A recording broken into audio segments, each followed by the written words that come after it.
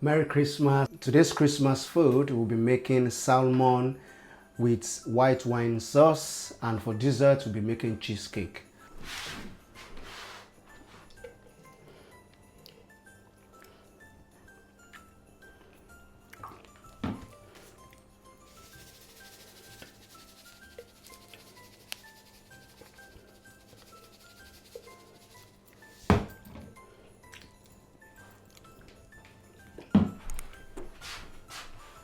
This book, Rich Dad, Poor Dad. We've read this book before a few years back, but now I feel this book is making more sense now. When we read it before, we couldn't relate with it because our environment were totally different.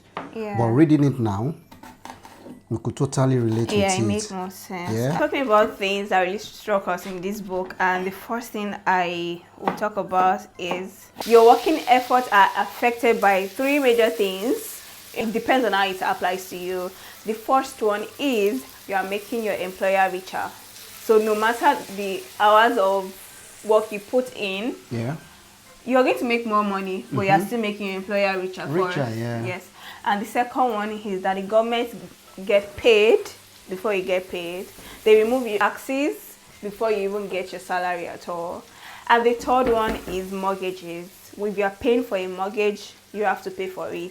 These things affect your working efforts. The second thing I'll be talking about is minding your business. So people often mix up what their profession is to what their business is. So if you are a doctor, that doesn't mean that's your business. That's what he's trying to say. So minding your business means do something for yourself. Have a business for yourself.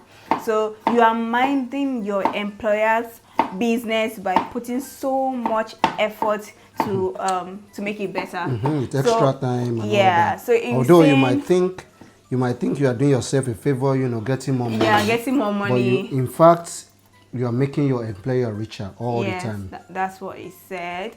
And he said, so irrespective of whatever profession you're into, you can still have a business alongside. Then the third thing is people always feel like a raise in salary will make their life better. And it was like, no, you need to know how to manage money. When you know how to manage money, you will be financially literate and you have freedom. So the fact that you don't know how to manage money, even though you get a pay raise or you get promoted, that doesn't mean you're going to manage money better. That does not mean you know how to leverage on things. And the fourth thing I want to talk about is by asset generating income. A lot of people mix that up with liability. Assets are things that put money in your pocket. Liabilities are things that take money out of your pocket. You need to figure out what are things taking money out of your pocket.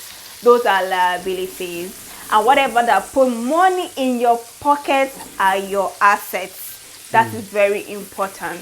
The fifth thing I'll be talking about is it's good to buy a house, it's good to buy a car, but you need to have a business that will be paying for those liabilities. For instance, if you have a stock or a rental property, whatever money that come in from these assets, you are using it to finance your liability, the car, the travels.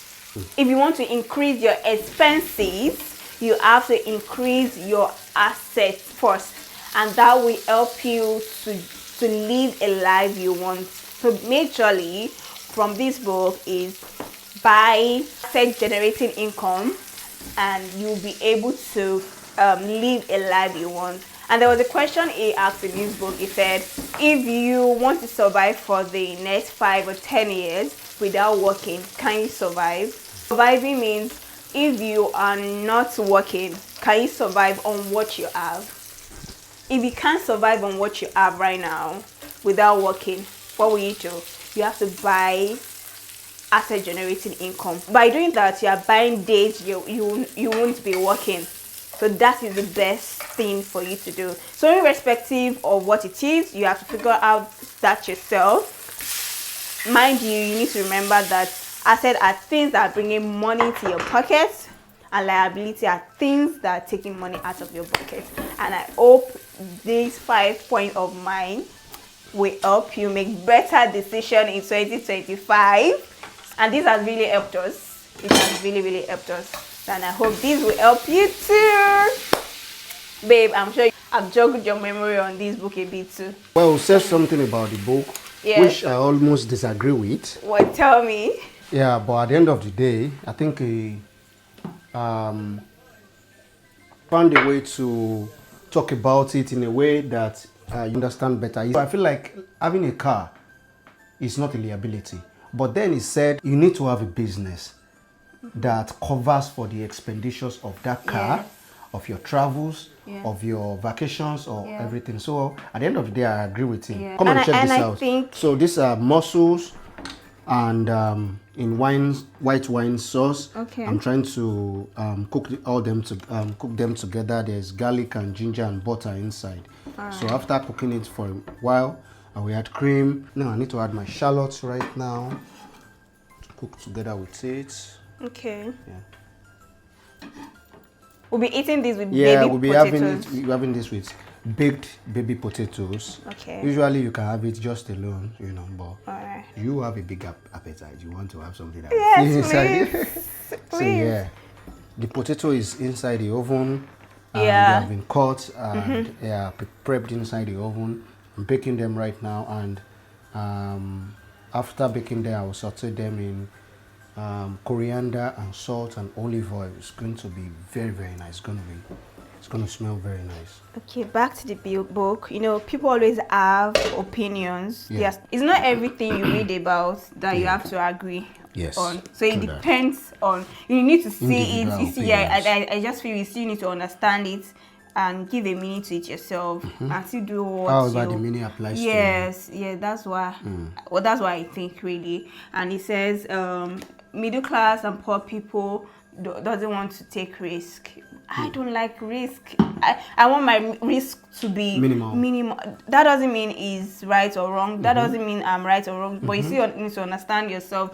Do you have appetite for high risk? I don't have No appetite risk, for. no gain. I do have appetite for high I risk. don't have appetite Because for. I always I want to think- play safe. Safe, But it's yeah. saying people that play safe are yeah, poor. will not Oh! get you there. Yeah. I still want to make sure that no, I don't want to take too much risk. Careful, babe. Yeah, so that's for me really. Oh my god, it smells so nice. The reason why we're removing the skin. So that to be smooth. What I leave it is fine. I'll blitz it and I'll.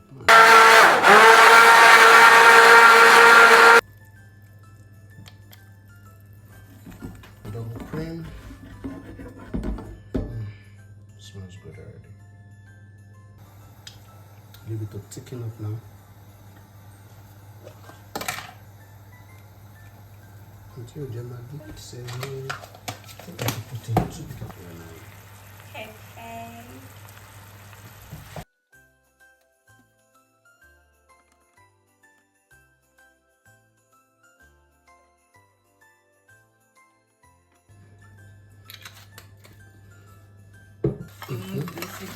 yeah, the potatoes are ready. Oh my god.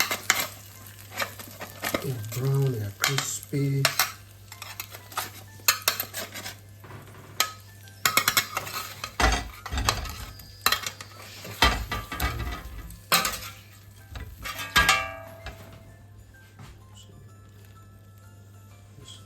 Lastly on it, some salt all over it.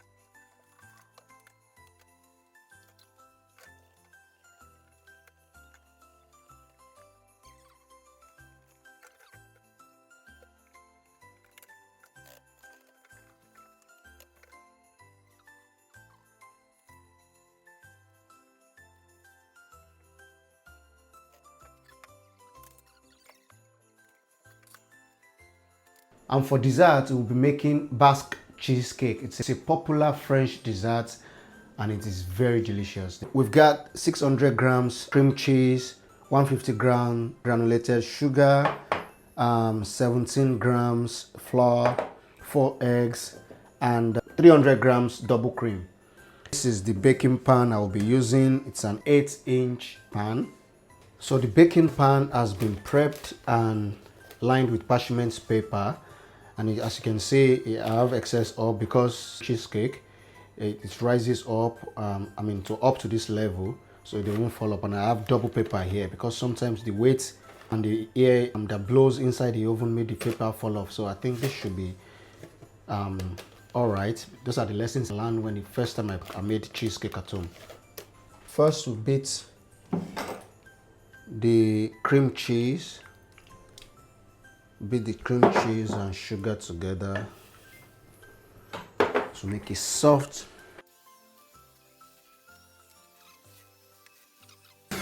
So you add the eggs one after the other. You won't add everything all together because they won't mix together properly. It will emulsify together. Okay. Yeah. So continue. Yeah.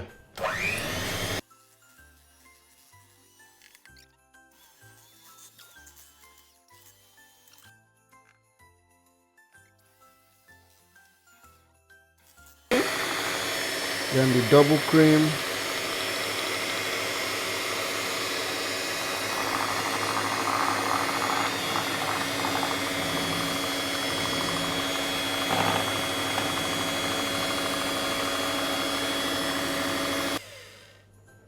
Shifting the flour.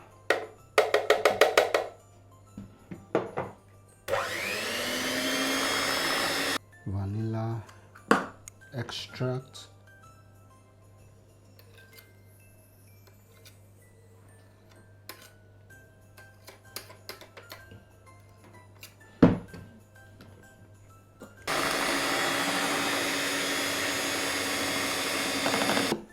So our batter has been made. Now it will be poured into the pan.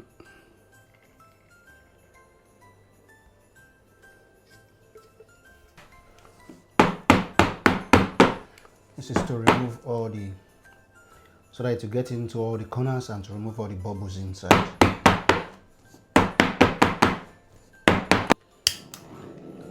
That's for the... Just using it to remove the bubbles. The oven is at 200 degrees and it has been on preheat for a minute now, and I'll put it in the oven and to cook for 50 to 55 minutes.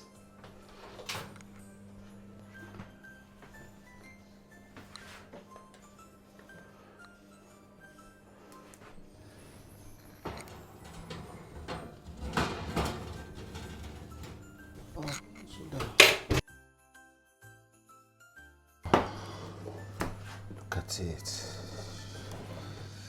Perfect. I'm gonna leave it on room temperature to set for like 10 to 12 hours before we serve. 10 to 12 hours. Okay. Before we serve, it has to be on very cool. Sometimes we put it in the fridge.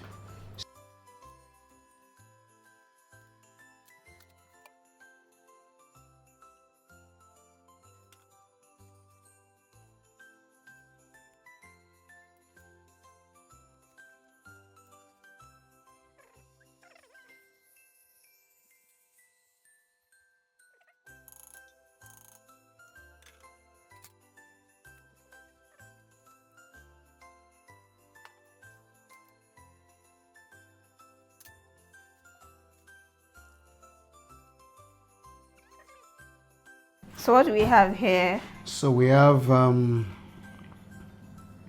baked baby potatoes, salmon fish, mussels with white wine sauce. And this we have tomato and pepper sauce. The tomato is very spicy. Not very spicy, it's very hot. It's not very hot. Tomato and sauce and with some coriander oil dressing. Very nice as well. Oops. Like the tomato is, the potato rather, dry. I like the way it is.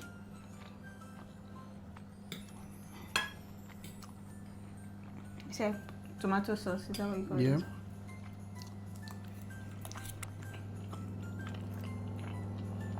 Very nice.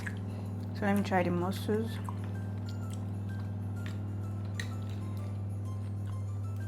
We should have mixed it with the sauce.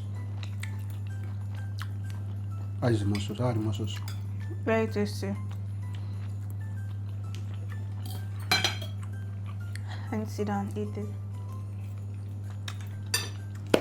Good job, baby. Good job. Well done. So this meal you have to try. You have to try this with your friends and family this Christmas. And we'll be having our cheesecake For dessert? For dessert. He has to set for a long time so that you're taking up then before you can cut and serve. Thank you for watching this video up to this moment. We really appreciate it. Please like and share and subscribe. Goal is to reach 500 subscribers before the end of this year. Yes. And you can help us achieve that goal. Yes. Thank you so much for tuning in again. Thank you so much for taking time to watch our video. I hope you have learned something from the food and also from the book we have talked about. See you again soon. Ciao. Merry Christmas. Merry Christmas.